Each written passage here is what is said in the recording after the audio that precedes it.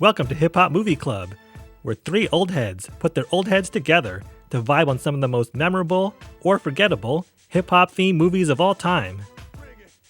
And here's HHMC with your HHMCs, Boogie, JB, and Dino Wright. Season 4, Episode 4, Paid in Full.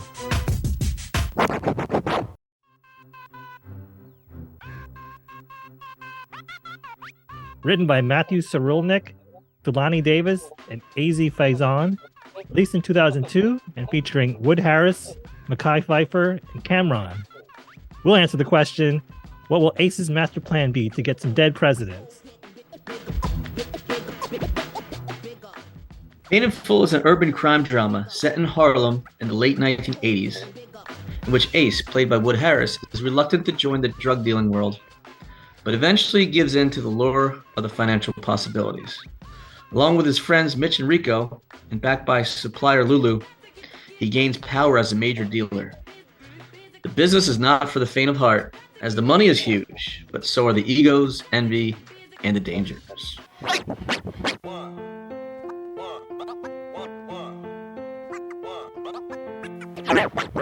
So, Boogie, you want to kick us off? And what were the key elements that you liked about this film, Paid in Full? Yeah, I think that the key elements that I liked about this movie, it was very real in its portrayal. I mean, you see, similar to how we mentioned with New Jack City, there's a lot of realism to this movie. You see someone who's trying to live a straight life, per se, and the enticing elements of the street culture is trying to pull him in. His best friend, Mitch, is pretty well known throughout the neighborhood for being a drug dealer. And because of his entrepreneurial street pharmaceutical venture, he's becoming quite wealthy with the flashiness that comes along with it. You see him driving pretty nice, cars, when they go to the club, everybody knows him. They're all trying to get a piece of the action, trying to get in the scene with him. The DJs are giving him shout outs. Women are flocking to him. He's got the flashy clothes on. He's got all of this gold, and he's, tossing money around like it's nothing. In all intents and purposes, it's like he's broke. He's working in the dry cleaner, and he can't compete with that lifestyle. I mean, even though at first he's very reluctant, but eventually it pulls him in, and he starts to. I mean, even though he keeps a very mellow tone about himself, he's not super as flashy as Mitch was, but the money he's making money hand over fist. He doesn't, gets a little out of control with it. But I think the realism of how people are enticed and brought into it is very realistic. And also the soundtrack, the music that plays throughout the movie is top notch. It doesn't get any better than the soundtrack as far as, music is concerned. And I think that the acting on behalf of Cam'ron, he's a loose cannon, but he's somewhat comical, but he has this charisma about him that when he's on scene, all right, what is he going to do now? Okay, what is he going to do now? What is he going to say now? So I mean, he's a knucklehead, but I enjoyed watching him portray that knucklehead as well. You see that in a common theme that we see in a lot of these movies. Even when we did our comedy season, it's like you get these rappers in these movies, and some of these are just naturals for the camera. I guess that comes in the performing arts where you're performing in music videos and whatnot. But Cam'ron really was a likable character. We see that with Tupac. We even see that the Fat Boys and Disorderlies. I mean, yeah, impressed on how well these guys pull off these roles. Absolutely. Yeah. I mean, that was a great analysis there, Boogie. It brought me in right away, like the intro with the title track, Paid in Full by Eric B. and Rakim. I mean, that brings you right in. That's one of my all-time favorite songs. Yes. And even like right away, there's a scene where it's kind of in the more present day before they go back, and they're betting $5,000 on a paper basketball shot, and then it's like a double or nothing. I'm like, wait, what's going on? And you're like, okay. And then they go and they tell the story about how he gets caught in the drug dealing. And like you said, he was really reluctant because I know that Ace had a good moral conscience and he's trying to live the right way, but it almost kind of fell into his lap. I mean, he was finding the crack in it, or cocaine in some form, like in the dry cleaning and stuff like that. And then I think wasn't Mitch maybe got locked up, and it's like, okay, who's the dealer now? And he's like, Yeah. oh, well, I happen to have something, and he saw how easy it was, and he's like, Yeah. okay, well, maybe I can make this work, make a living out of it. Yeah. Yeah. The conditions presented themselves to Yeah. to Ace. Yeah. Mitch and Calvin both were behind bars. Mm-hmm. Yeah, there's even a scene towards the beginning. Ace, like you said, he's trying to stay on a straight and narrow, and this quote stuck out to me. He said to Mitch, in 10 years we'll have matching Benzes, and Mitch is like, more like 10 days, 10 days, meaning that you could make enough money to buy a Benz in 10 days if if you're selling. Yeah. Characters were good, and Lulu, who's a supplier, what's his name, Isai Morales. He was funny in his role as the supplier. That's my name, Lulu. Lulu. Yeah, he's like, what am I supposed to look like? It's just funny. This might have been my favorite thing that Isai Morales has done. Yeah. I don't really have seen many of his movies, but I really enjoyed him in this. Yeah, he was pretty charismatic as well. Like, he wasn't even a tough guy, intimidating type, but he was making a lot of money. Like, you can tell by when Ace walked into the apartment how it was laid out that Lulu had some money about him, and Ace was like pretty observant. Like, whoa, what do we have here? Like, looking around, like this guy's got some serious money going on. His apartment is in the same building as the guy I just delivered for, but his apartment looks nothing like the other apartment. And he dressed nicely, like designer shirts and khakis and stuff. And I guess when he pulled out this big block of cocaine, and it's like showing how he cuts it up in the kilos and stuff like that, and he's like, that portion of it is worth that much money. And I think his eyes got wide as saucers there. I was like, okay, all right. It's a very good sales job by Lulu to get. He's like interviewing Ace for a job. Yeah. Yeah, the pitch down. Yeah, for sure. Yeah, he gets caught up in it. Ace gets caught up in it, and then there's Calvin, and there's some jealousy, and things go awry, as we've seen in other movies, New Jack City and Juice. And there's just jealousies, and there's dynamics between the characters, and it's not for the faint of heart, like I said before. Yeah, that Calvin character, he was shifty from the beginning. And the thing about it that was a little bothersome is that he was dating Ace's sister, and he would always be around Ace, kind of rubbing it in his face about how look how I'm taking care of your sister, and you can't do this, and kind of just putting him down throughout the whole, first part of the interactions in the movie. You could see him just like showing off, like, oh yeah, I got this amount of money here, keep the change, and trying to put Ace down. Like, meanwhile, Ace is trying to make an honest buck. But then, Calvin, you could tell he's not too business savvy, because as Mr. Pitt, who owned the dry cleaners, he said, "Hey, listen, man, that guy's not too bright. He's going to get picked up." And sure enough, Calvin got picked up. And when he was out, when he was behind bars, Ace filled that void. And then he gets out and immediately expects, Ace to do something to him a favor. Meanwhile, the whole time prior to him getting put behind bars, he was kind of putting him down. But Ace was like, all right, I'm gonna help you out because I know you. And even that wasn't enough. And like I said, the jealousy kicked in immediately. I kind of like the storytelling and the way that was directed, in terms of you see the scene right in the beginning where Ace goes into that apartment room, and he comes out all bloodied, and then it kind of stops, and then you get flashbacks several years earlier and how it led up to that. Yeah. And then there's a dramatic scene in the club when Dougie Fresh was performing, and there's slow-mo and the money falling, and then it takes you back to how that happened, how Calvin had led the attack and was holding the women hostage and beating them up. Some good nonlinear storytelling techniques. Yeah. I like that. I like how that was laid out. Very, very well done. So the director of this movie is Charles Stone III, and you may remember him from Drumline and Mr. 3000. But I remember him from those Budweiser commercials, the What's Up commercials. And Nice. one of the best things about doing this podcast is finding these smaller things that nobody really thinks about, or like these small details. And for me, the one that just totally like changed my whole worldview was that he directed a Living Color video of my favorite song. And I didn't realize that was him had directed it. So I'm gonna put this in the show notes, but Wow. he also had Living Color's guitarist Vernon Reid do some of the music along with Fitzpatrick. And I was like, what? All these years I didn't know this? So thank you to YouTube for putting this on the list and exposing this part of the world that I didn't even know existed. And another thing to put into my Living Color super fandom.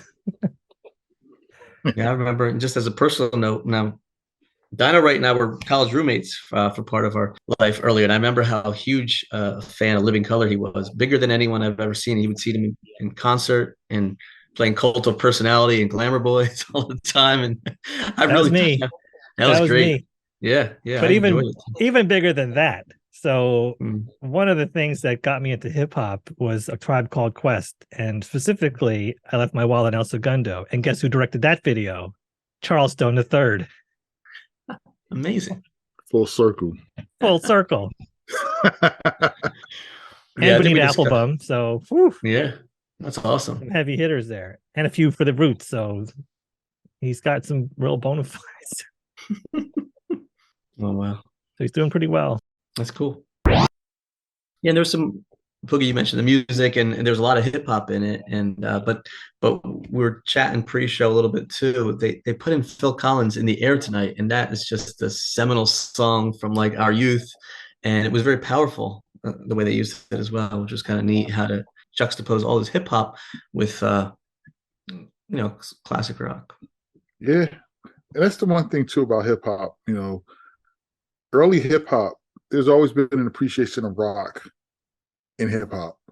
You'll always find, even when the producers are sampling, doing samples, you'll find rock samples throughout a lot of the early songs. So yeah, that Phil Collins placement, especially being at the time frame that this movie was taking place as well, it was very, very well done and very well placed. Yeah, for sure. This is obviously a cautionary tale, just like New Jack City and Juice, because there's tragedy. And Ace is, he gets beaten up so bad by Calvin and his goons, and he's trying to explain to Mitch when he's coming out, all bandaged up. The game's all fake. There's no love in the game. The game doesn't love you back. But there is that adrenaline rush that these guys get from it because the money is so real. And this, like you said, the status, they're rolling down the street, they're beloved. That's called the show or whatever. And Mitch compared it to being a bowler, like Larry Bird or Magic, because those were players at that time. So there's that status component that is just intoxicating for some folks. And Rico obviously loved the limelight there, where he was filming everything, and Ace was like kind of keep it on the down low, keep it on the down low. And Rico was just needed to be a celebrity. You're tipping shenanigans and playing for everyone in the club, like. Yeah. Oh man, that made me laugh. Yeah, it made me laugh. As cringy as it was, it did make me laugh. Like that's crazy. Yeah, he was next level crazy. Yeah. Let's talk a little bit about Rico. So while Mitch and Calvin are both in jail, Calvin was arrested for selling drugs. Mitch was implicated in the murder of a rival dealer who had stolen from one of his street soldiers on a corner. So both of them were in jail, and Ace was out, on his rise in the neighborhood. So while Mitch is inside, of course, people on the inside know who he is. Both people who praise him, people who are rivals from their neighborhood. Mitch gets approached by a couple of guys, and by one guy in particular, and then come to find out there were others involved in it that were going to come in as well. But Rico was kind of observing the whole situation and didn't even really know Mitch at all, but heard of who he was and was like, all right, you know what?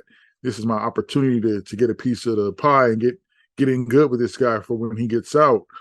So Rico springs into action, and immediately him and Mitch are, taking on all of these guys. But because of that situation, Rico comes over and he's like, him and Mitch, they kind of introduce themselves to one another. And once they get out, well, actually prior to that, Ace hears about what happened on the outside because someone puts a bird in his ear.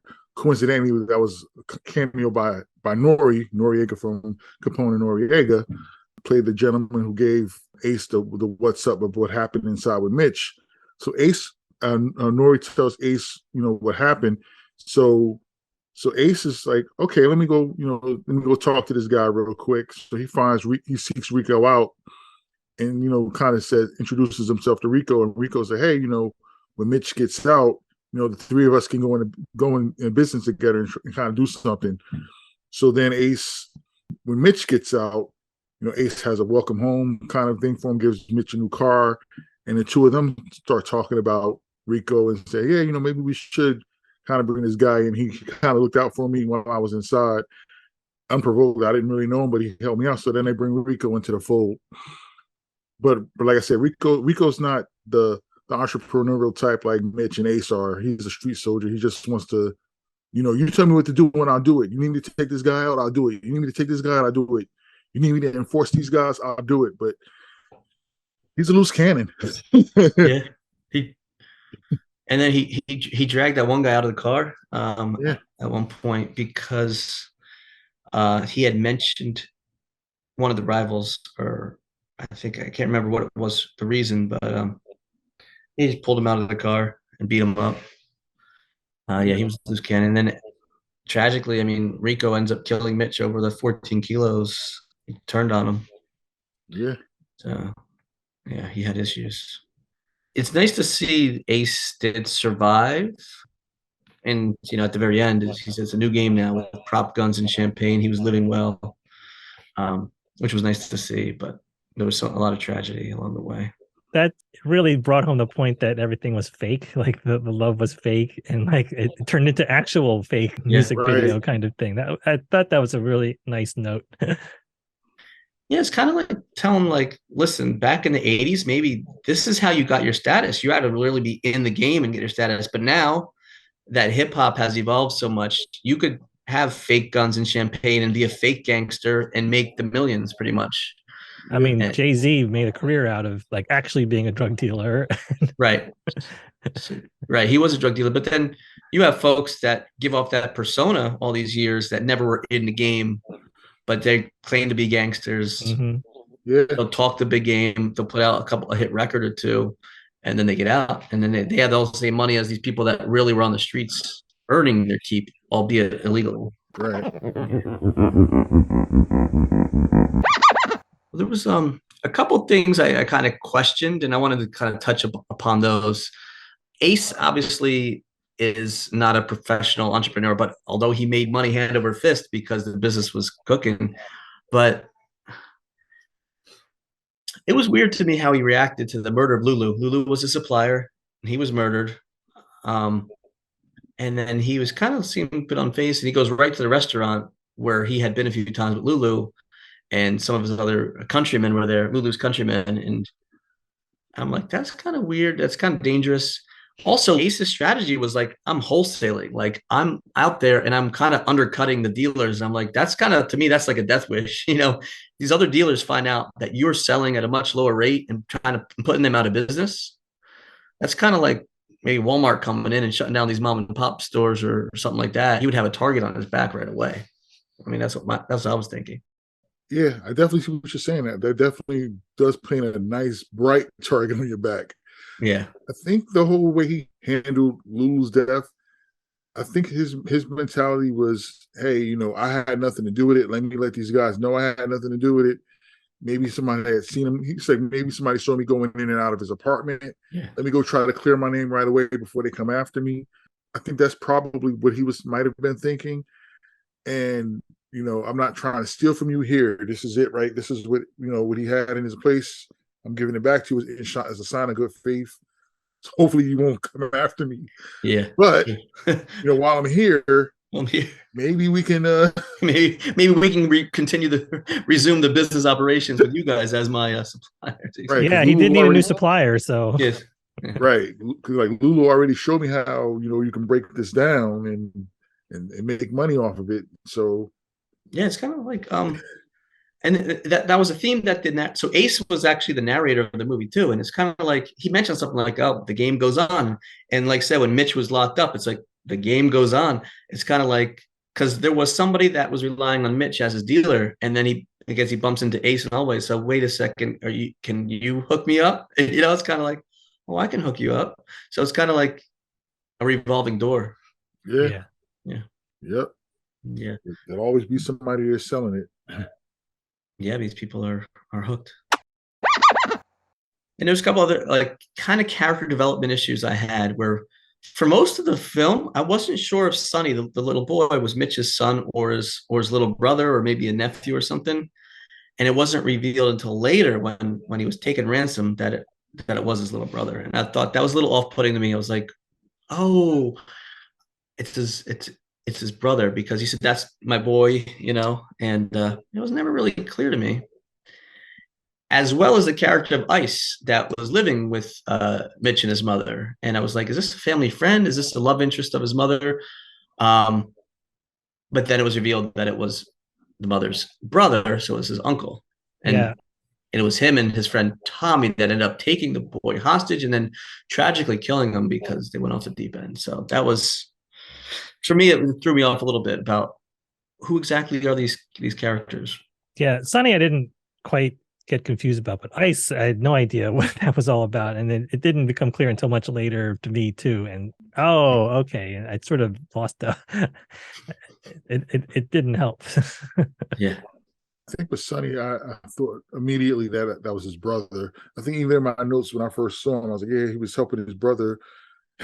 Funny story. He was showing his brother how to clean his shoes with the tooth. He said, "Oh, you got to get a toothbrush," which is kind of funny because to this day, that's how I take care of my sneakers.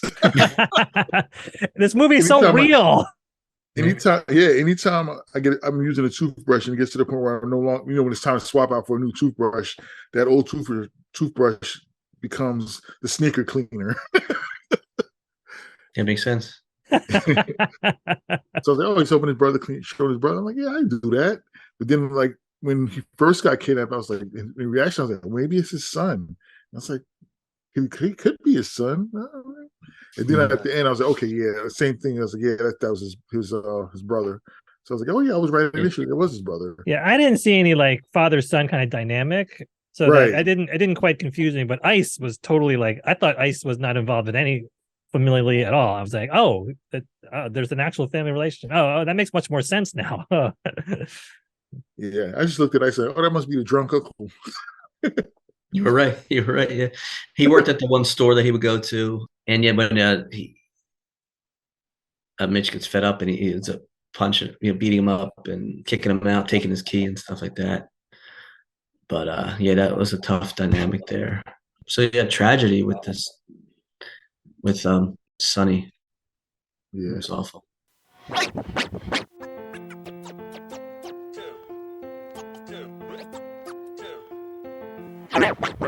This was based on a true story. AZ Faison, who helped write it, was literally the big kingpin that they based Ace's character off of.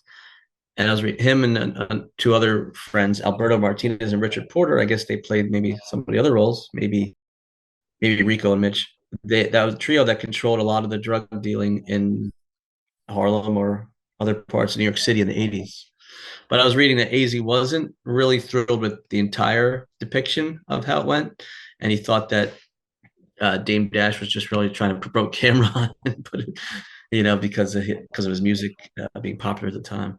Yeah, that's a coincidence because I think it was like a little after Paid in Full came out, Cam'ron mentions Mekhi Phifer in one of the songs in the lyrics. It's my first time out murked on Mekhi Phifer. And I'm like, oh, wait, hey, that's a Paid in Full reference right there. Mm-hmm. I can't get the song off the top of my head, but we'll have it ready for the show notes. Yeah, and they had some cameos in this as well. They always have cameos. In Yeah, these kind tons of cameos. movies. Yeah. Yeah, Like a rap so song these days, like with like 10 oh, yeah. cameo, like You featuring gotta so have and so and so and cameos. so. Yeah, so Dame Dash, had a cameo in the movie. The first time Mitch pulls up in the Saab and takes Ace around the neighborhood, Dame Dash pulls up alongside him. I think that might have been Biggs with him in the car, but I can't remember. And they're talking trash to one another back and forth through the windows. Hey, there's Dame. All right, cool. Yeah, Brucey B and Busy B were the DJs and the MCs in the club that were giving Mitch the constant shout outs. Mentioned Nori was the informant guy who had his ear to the street and was kind of keeping Ace abreast of what was going on with Mitch inside. We mentioned Dougie Fresh as well in the club scene, performing Key Rising to the Top right before the money falls from the sky. And also Angie Martinez, who's actually had a cameo in another one of our movies. That's right. Sure, yeah. She's got a cameo in this one. I totally missed the Angie Martinez cameo. Yeah, she was sitting alongside Calvin when Rico decides to retaliate. I see. Okay. There's probably other cameos that I missed, but those are the ones that I definitely remember catching. Yeah, that's the fun thing about these movies. If you're a hip hop head and you love these artists and you see them pop up here and there in these movies, it's neat. Overall, it moved pretty fast. It had a lot of action in it, and I think you hit on the head, Boogie. A lot of realism to it. Like you could definitely see how it could play out in real life. Absolutely. I appreciate that Scarface they showed some scenes of Scarface in this. It was sort of like in Juice where they showed scenes of White Heat, these gangster films perpetuating themselves. Yes, and I mentioned Scarface in my notes too. Yeah, and New Jack City, which we just reviewed too. I mean, there's a huge Scarface piece there where Wesley Snipes was imitating Al Pacino and trying to do his voice and everything.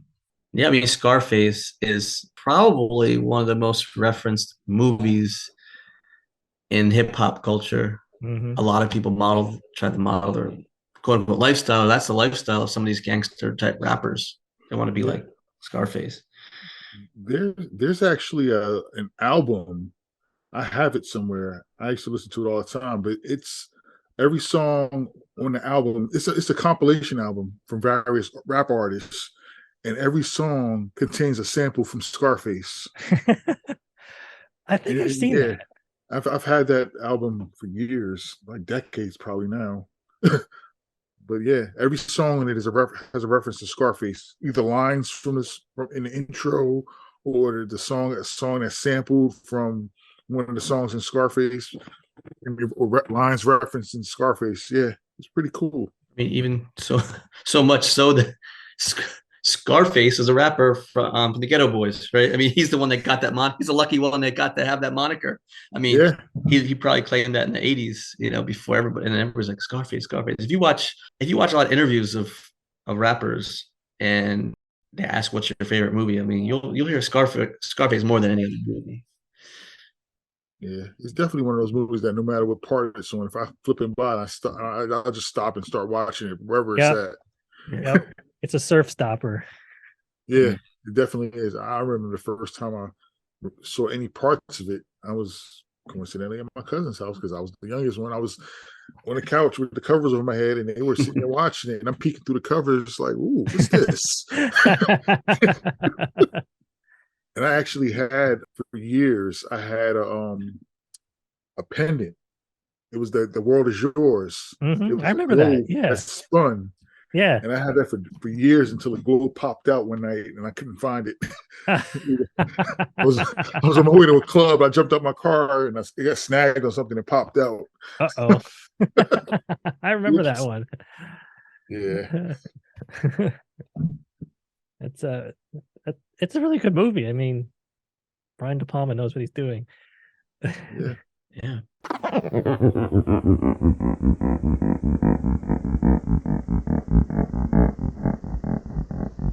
We talked about the music, so I think the soundtrack was great. I actually owned it. This soundtrack I did own.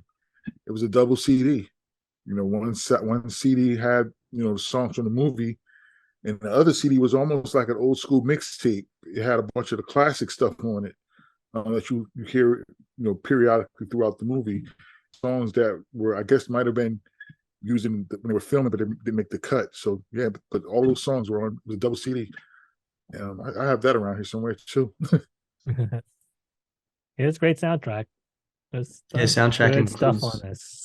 Obviously includes Cam'ron and Dougie Fresh, Eric B. and Rakim, Special Ed, Beanie Siegel, Jules Santana, many others. Yeah, Jim Jones. The Diplomats, Dipset, EDP, Boogie Down Productions, and Phil Collins. Got to throw Phil in there. Yeah, Phil, legend.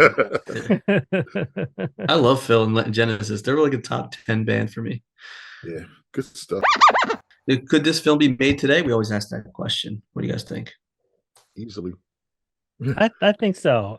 I really enjoyed this movie, but I could see that it can be made again. I wouldn't want to see it made again, but it could no, be. Exactly. yeah. I could see it happening though. This is a straight period piece. Really was. Yeah. Yeah, and that's all they would really have to do. Yeah, let's make another period piece. Yeah. I agree. Actually, it's coincidental. I don't know if they're still in the talks, but there were up until last year, as recent as last year, they were talking about a sequel. How it would play out, who would be in it, I'm not really sure. Right. But I remember Cam'ron was in the interviews and he was mentioning that they were we're going to make a sequel. So I don't know if that's going to ever come to fruition or if it's going to get scrapped. But we'll see what happens with that.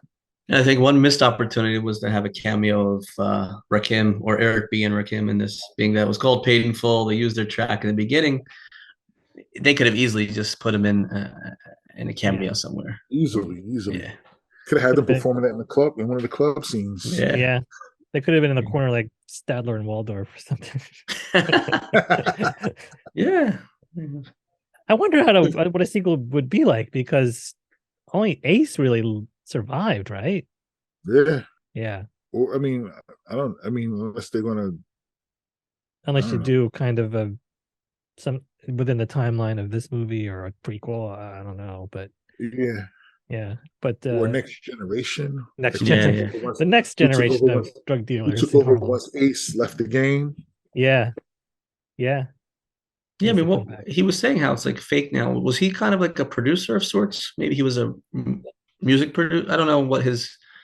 But he was sort of like off past where the cordon was. He wasn't in the production. So it looked like he was in a crowd just watching. Yeah. So I don't know.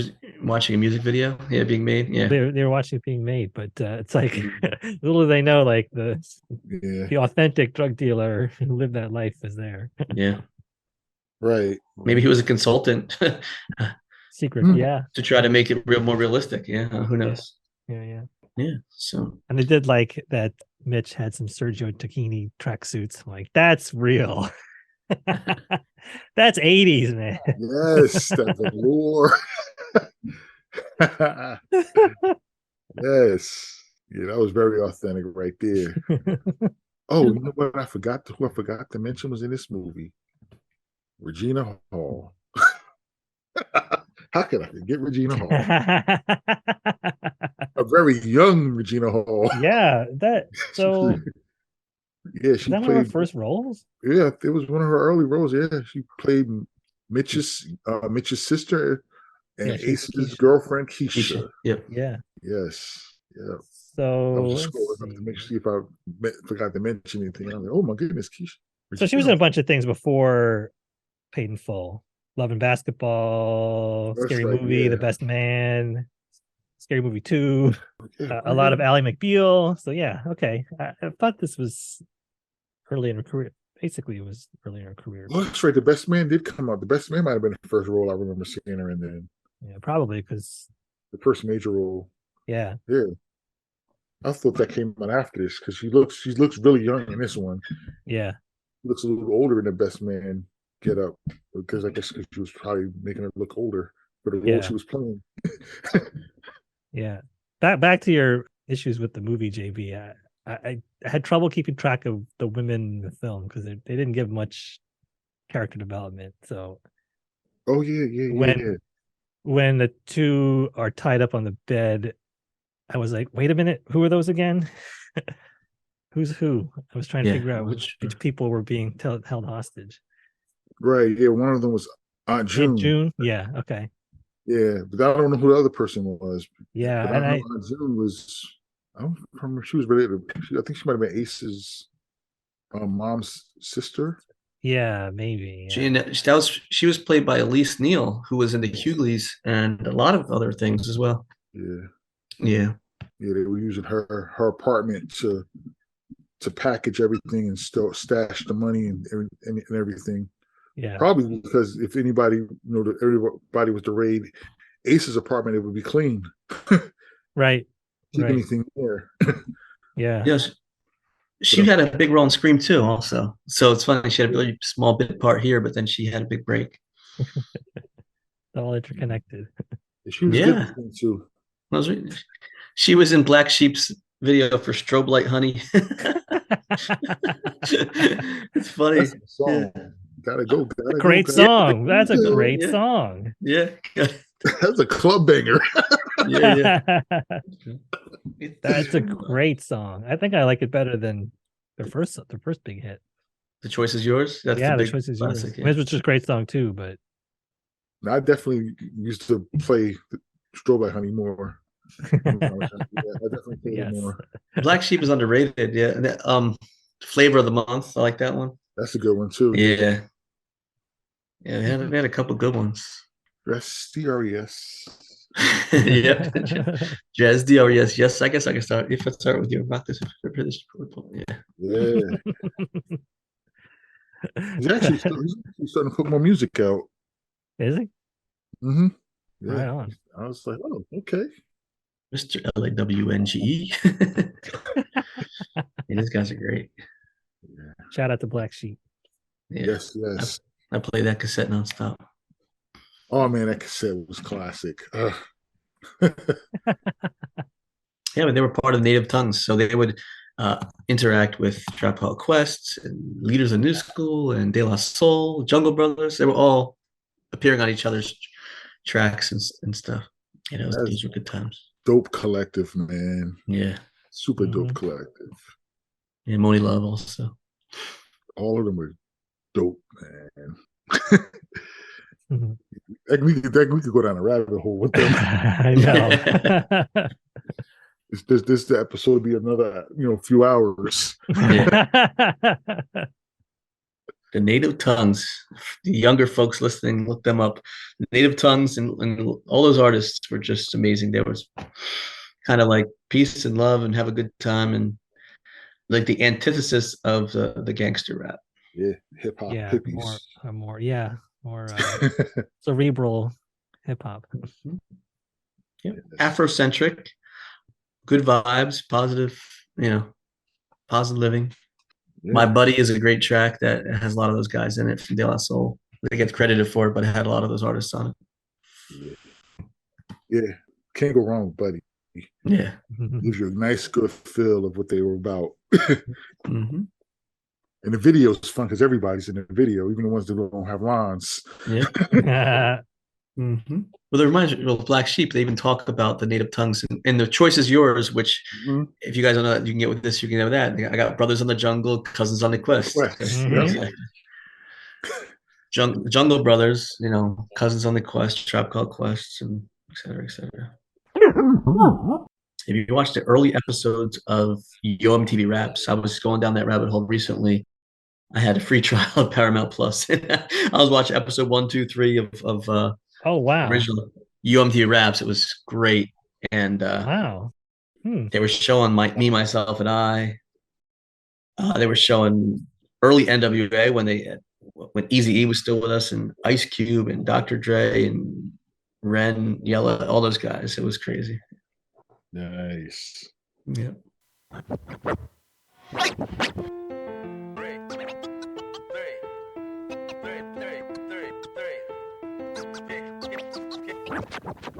Well, to put a bow on Paid in Full, you guys want to give it our regular rating here? Boogie, would you say bring that funky flick back? Or leave it in the vault? Bring that funky flick back. Absolutely. Got it right? I really enjoy this movie. Bring this funky flick back. Yep. Despite some of the issues I have with the character development, I would say bring this funky flick back. I'm wondering, and maybe listeners, if you want to chime in, I'm wondering if we want to alter our rating system. Maybe do we want to start giving it like a scale, like 1 to 5 microphones or something like that? Because on this one, I would say bring it funky flick back because I think it should be in more constant rotation. But I would say I'd give it like 2.5 microphones out of 5, maybe 3. Yeah, because I'm holding it to a high standard because we just came off Juice in New Jack City, and after that, I think it kind of diminishes its impact a little bit for me. Yeah, I'm not sure I'd put it as better than, say, Juice or New Jack City or even Boys in the Hood, but I bring the funky flick back. Maybe it's a cut below. Maybe it's 3 VHS tapes out of 5. But yeah, I hear you. Yeah. So when I say bring the funky flick back, what I'm saying is I wish it was in more constant rotation, not so hard to find. Like I wish this would come up on your regular feeds here and there, and we shouldn't have to dig for these movies. No, I agree. Yeah. This one you needed to have a Showtime account or do their trial thing. So I rented this off of Amazon Prime, and so I agree. Like it should be more readily available. I wonder what. It probably has to do with some money thing, and so what licensing thing did this fall down some kind of licensing crack that we had to pull out with Amazon rental? But yeah, I hear you. Yeah, it usually comes down to money or licensing. Yeah, because these are culturally significant movies. Absolutely. Yeah. Absolutely.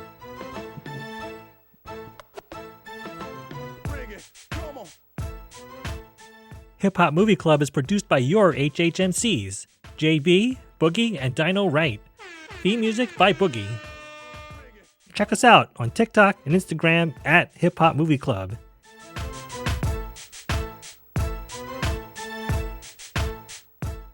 On the next episode of the Hip Hop Movie Club podcast, your HHMCs will review Belly, starring DMX and Nas. It drops in 2 weeks. Subscribe today in your favorite podcast app, and you won't miss it.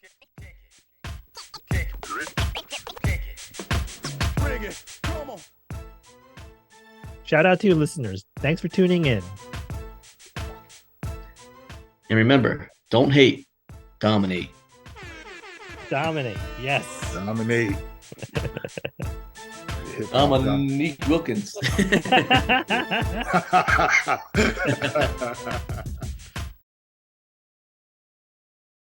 Shout out to Bejeweled. Thanks for your support, holding it down in the Green Mountain State. Shout out to Brain Freeze Trivia in the Lehigh Valley. Check out the Instagram, brain_freeze_trivia_time. That's Brain Freeze Trivia Time on Instagram.